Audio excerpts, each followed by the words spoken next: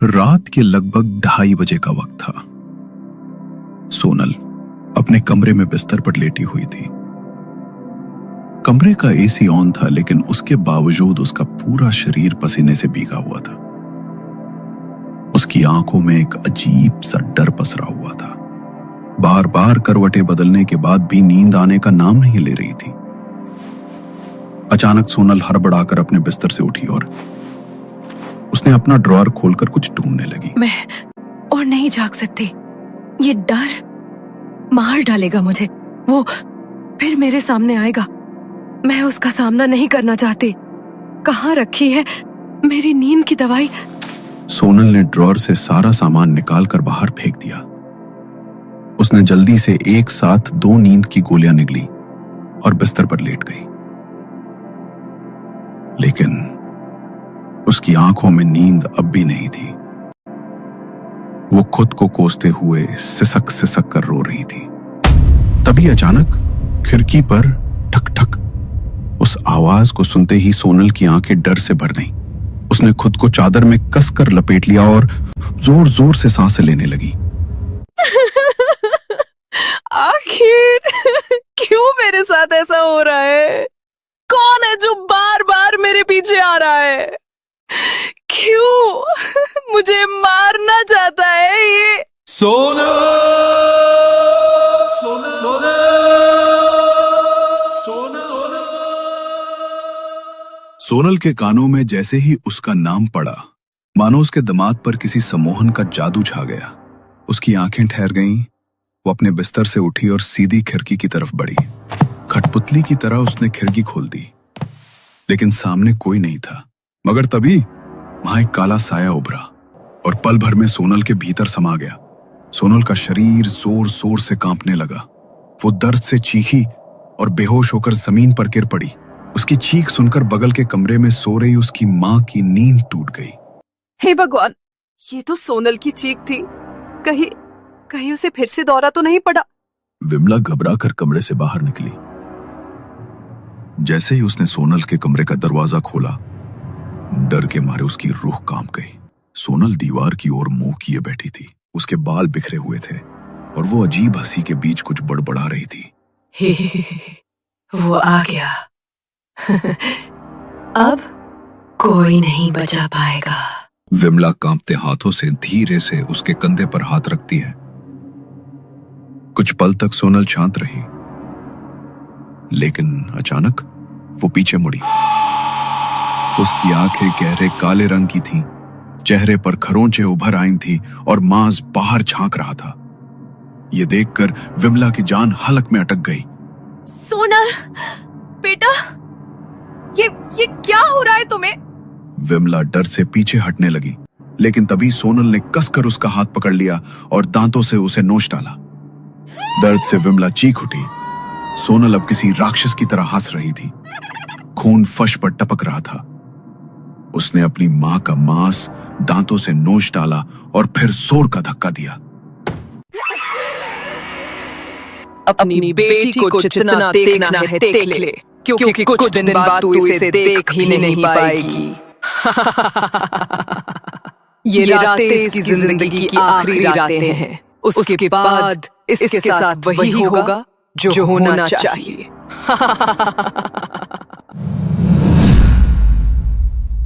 शोरगुल सुनकर सोनल के पापा मनोज कमरे में पहुंचे। उन्होंने देखा सोनल और विमला दोनों जमीन पर बेहोश पड़ी थी। फर्श पर खून फैला हुआ था। वो घबराकर दौड़े और दोनों को उठाकर अस्पताल ले गए। आपके घर में कोई पालतू कुत्ता है क्या? किसी ने बहुत बुरी तरह आपकी पत्नी के हाथ के मांस को नोचा है। ऐसा काम तो कोई कुत्ता या कोई जंगली जानवर ही कर सकता है।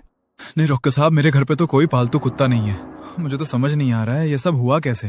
थोड़ी देर पहले तक तो विमला मेरे साथ ही सो रही थी और उसके बाद मुझे चीखने चिल्लाने की आवाजें आई तो देखा कि मेरी बेटी और पत्नी दोनों बेहोश हैं और दोनों की हालत खराब है। समझ नहीं आ रहा आखिर क्या हुआ इन दोनों के साथ। थोड़ी देर बाद उन दोनों को होश आया। दोनों एक ही रूम में एडमिट थे।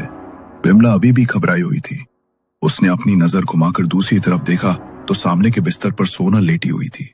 डर के मारे विमला की जुबान उसके हलक में ही अटक गई थी। अगली सुबह मनोज उन दोनों को घर ले आया। विमला नहा धोकर घर के मंदिर में पूजा करने लगी, लेकिन मंदिर का दीपक लाख कोशिशों के बाद भी नहीं जला। ये क्या अनर्थ हो रहा है?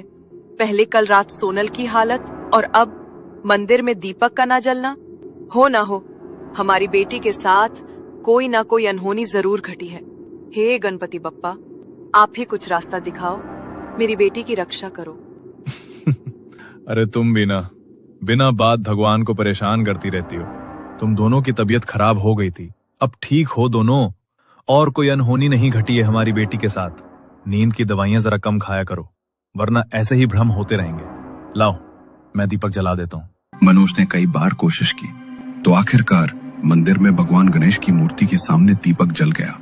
बप्पा की आरती करने के बाद विमला आरती की थाली और प्रसाद लेकर सोनल के कमरे में गई तो उसे देखकर सोनल घबराने लगी। क्यों आई हो यहाँ? चली जाओ यहाँ से ये लेकर। अरे ये तो बस आरती की थाली और प्रसाद है बेटा, इसमें तक घबराने वाली क्या बात है? आजा, मैं तुझे टीका कर देती हूँ। नहीं, मैंने कहा ना, दूर हो जा मुझसे। सोनल को इतने गुस्से में देखकर विमला का शक यकीन में बदल रहा था। वो सोनल को टीका करने के लिए उसकी तरफ बढ़ी, लेकिन इससे पहले कि विमला उसे टीका लगा पाती, सोनल ने आरती की थाली को झटक दिया और कमरे से भागकर दूसरे कमरे में जाकर छिप गई। ये सब क्या हो रहा है विमला? सोनल इस तरह भागकर छिप क्यों गई? वो इतनी घबराई हुई क्यों है? मैंने आपको कहा था ना, कुछ ना कुछ गड़बड़ जरूर है। हमारी बेटी पर कोई साया है। तुम फिर से शुरू हो गई। इससे पहले कि विमला आगे कुछ बोलती, उनके घर की डोरबेल बजी। विमला ने जाकर दरवाजा खोला तो सामने सोनल की कॉलेज फ्रेंड शिखा खड़ी हुई थी। अरे शिखा बेटा, तुम आओ, अंदर आ जाओ। आज तो बहुत दिनों बाद आई हो। घर पर सब ठीक है ना? हाँ आंटी, सब ठीक है। मैं तो सोनल से मिलने आई हूँ। पूरा 1 हफ्ता हो गया, ना वो कॉलेज आई है, ना ही उसने मेरी कॉल रिसीव की है। मुझे टेंशन हो रही थी, कहीं उसे कुछ हो तो नहीं गया। वो ठीक तो है ना? हाँ बेटा, बस उसकी थोड़ी तबीयत खराब हो गई थी। पता नहीं कैसी अजीब अजीब हरकतें कर रही है। आंटी, आप जानती तो है कुछ टाइम पहले सोनल के साथ क्या हुआ था। राघव से ब्रेकअप के बाद वो खुद को संभाल नहीं पा रही है। बहुत प्यार करती थी उससे, और अगर ऐसा इंसान छोड़कर चला जाए तो दिमाग पर गहरा असर होता है। मैं सोनल को कॉलेज ले जाती हूँ, वहाँ सबसे मिलेगी तो शायद उसका मूड अच्छा हो जाएगा। शिखा अंदर कमरे में गई तो देखा सोनल दीवार से चिपक कर सहमी हुई बैठी है। उसने उसे उठाया। मैं जानती हूँ तुम्हारी हालत बिल्कुल ठीक नहीं है सोनल, लेकिन तुम तैयार हो जाओ और कॉलेज चलो मेरे साथ। बस बहुत हो गया, मैं तुम्हें इस तरह घुटते हुए और नहीं देख सकती। सोनल उठी और कॉलेज के लिए तैयार हुई। शिखा उसे लेकर कॉलेज आ गई। सब उसे देखकर बहुत खुश थे, लेकिन सोनल के चेहरे पर किसी को भी देखकर कोई भाव नहीं आया, मानो वो किसी की बात सुन ही नहीं रही थी। तुम ठीक तो हो ना सोनल? तुम किसी की बात का कोई जवाब क्यों नहीं दे रही हो? सोनल ने उसकी तरफ देखा और चुपचाप वॉशरूम की तरफ चली गई। लगभग 20 मिनट बीत गए, लेकिन सोनल अभी तक वापस नहीं आई थी। कहाँ रह गई ये लड़की? मैं इसे सबसे मिलवाने लाई थी कि इसका मूड अच्छा होगा, लेकिन लगता है इसने खुद को वॉशरूम में ही बंद कर लिया। शिखा वॉशरूम पहुंची तो देखा वहां सोनल थी ही नहीं। उसने सबसे सोनल के बारे में पूछा। सोनल?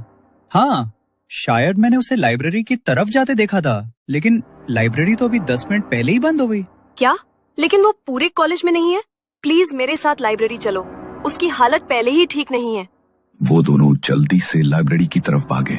वहां पहुंचकर देखा लाइब्रेरी के बाहर ताला लगा हुआ था। घबरा के वे तुरंत गार्ड के पास पहुंचे। शिखा ने जल्दी से गार्ड से कहा कि उसकी दोस्त अंदर फंस गई है और ताला खोलने की गुहार लगाई, लेकिन गार्ड ने उलझन में जवाब दिया कि उसने तो अंदर चेक किया था और वहां कोई भी नहीं था। ये सुनकर शिखा का डर और बढ़ गया।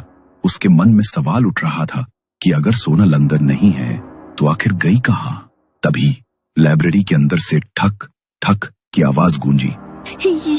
ये आवाज तो अंदर से आ रही है, प्लीज दरवाजा खोलिए। गार्ड ने जल्दी से ताला खोला। दरवाजा खुलते ही सोनल बेंच पर अपना सिर लगातार पटक रही थी। उसके सर से खून बहकर जमीन पर फैल रहा था। उसकी हालत देखकर सब सन्न रह गए। वे लोग तुरंत उसे अस्पताल लेकर गए और शिखा ने घर पे इन्फॉर्म किया। ड्रेसिंग के बाद सोनल को घर लाया गया। उसकी हालत देखकर विमला खुद को रोक नहीं पाई। मेरी बेटी को डॉक्टर की नहीं, किसी ओझा को दिखाने की जरूरत है। मैं मंदिर जा रही हूँ और पंडित जी को साथ लेकर आऊंगी। मैं तुम्हें नहीं रोकूंगा विमला, तुम जो करना चाहती हो कर लो। मैं सोनल के पास घर पे रुकता हूं। विमला पास के गणेश मंदिर पहुंची। उसने पंडित जी को सब कुछ बताया। उसकी बातें सुनकर पंडित जी भी हैरान रह गए। लगता है कोई भयानक शक्ति तुम्हारी बेटी के पीछे पड़ी है, लेकिन तुम चिंता मत करो, मैं तुम्हारे साथ घर चलता हूं। भगवान गणेश के आशीर्वाद से तुम्हारी बेटी ठीक हो जाएगी। पंडित जी विमला के साथ घर पहुंचे, लेकिन जैसे ही उनके कदम घर में पड़े, सोनल को तुरंत इसका एहसास हो गया। सो दरवाजे की ओर भागी, लेकिन तभी पंडित जी ने उस पर गंगाजल छिड़क दिया। गंगाजल का स्पर्श होते ही सोनल का शरीर जलने लगा और वो जोर जोर से चीखने लगी। तू इसे बचाने आया है, लेकिन मैं इसे जिंदा नहीं रहने दूंगी। तू मुझे नहीं रोक पाएगा पंडित। अगर अपनी सलामती चाहता है तो चला जा यहाँ से, वरना इसके साथ तू भी मारा जाएगा। पंडित जी उसकी बातों को अनसुना कर लगातार मंत्र पढ़ते रहे। जैसे जैसे मंत्रों की आवाज सोनल के कानों में पड़ी, वो और जोर से चीखने लगी। उसके कानों से खून बहने लगा। अचानक उसने टेबल से चाकू उठाया और पंडित जी पर फेंक दिया। चाकू सीधा पंडित जी की बाजू में लगा। दर्द के मारे उनका ध्यान मंत्र से भटक गया। उसी समय सोनल ने उन्हें धक्का दिया। पंडित जी का सिर टेबल से टकराया, माथे से खून बहने लगा। ये देखकर सोनल के चेहरे पर शैतानी हंसी फैल गई। मैंने कहा था ना पंडित, इसे बचाने की कोशिश करेगा तो तू भी मरेगा। अभी तो बस शुरुआत है। पहले मैं तुझे तरपा तरपा कर मारूंगी, उसके बाद इसे भी खत्म कर दूंगी। इसके पास कुछ बचे कुचे जीने के दिन थे, अब मैं वो भी नहीं जीने दूंगी। तू होती कौन है मेरी बेटी को नुकसान पहुंचाने वाली? आखिर तू है कौन और क्यों पड़ी है मेरी बेटी के पीछे? मैं कौन हूँ ये तुझे कभी पता नहीं चलेगा। अपनी बेटी की चिता की तैयारी शुरू कर दे, क्योंकि अब ये कल का सूरज नहीं देखेगी।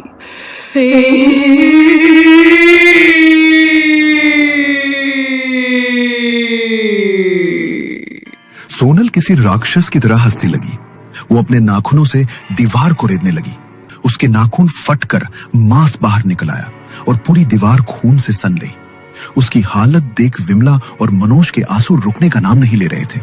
पंडित जी जो उसे बचा सकते थे जमीन पर बेहोश पड़े थे। सोनल हंसते हुए दीवार पर उल्टा चढ़ने लगी। इतना भयानक नजारा देखकर सबकी आंखें फटी की फटी रह गईं। बस थोड़ी देर और, उसके बाद इसे मैं हमेशा हमेशा के लिए अपने साथ ले जाऊंगी और तुम सब मेरा कुछ नहीं बिगाड़ पाओगे। अब मैं तुझे अपने काबू से बाहर नहीं जाने दूंगा। घर के मंदिर में दीपक जलाओ। आज गणेश विसर्जन का दिन है। आज ही ये शक्ति तेरी बेटी के शरीर से हमेशा के लिए निकल जाएगी। गणपति बप्पा उसे कोई नुकसान नहीं होने देंगे। तू कुछ कर तो तब पाएगा ना पंडित, जब मैं इसे रहने दूंगी। आज की रात इसे मुझसे कोई नहीं बचा सकता।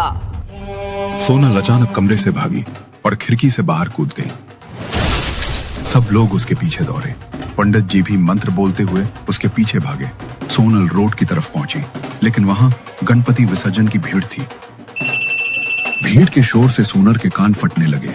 उसने सामने देखा लोग गणपति बप्पा की मूर्ति लेकर विसर्जन के लिए बढ़ रहे थे। सोनल उनके बीच फंस गई थी, चाहकर भी भाग नहीं पा रही थी। उसके भीतर छिपी आत्मा बप्पा के दर्शन से तड़पने लगी। वो जोर जोर से चिल्लाने लगी। भगवान गणेश की दृष्टि से वो आत्मा वहीं जलकर राख हो गई। भीड़ के बीच सोनल बेहोश होकर गिर पड़ी। लोगों ने उसे उठाया। उसके माता पिता की आंखों से आंसू बह निकले। उन्होंने बप्पा की मूर्ति के सामने हाथ जोड़ दिए। तभी मूर्ति से एक अलौकिक प्रकाश निकला और सोनल के भीतर समा गया।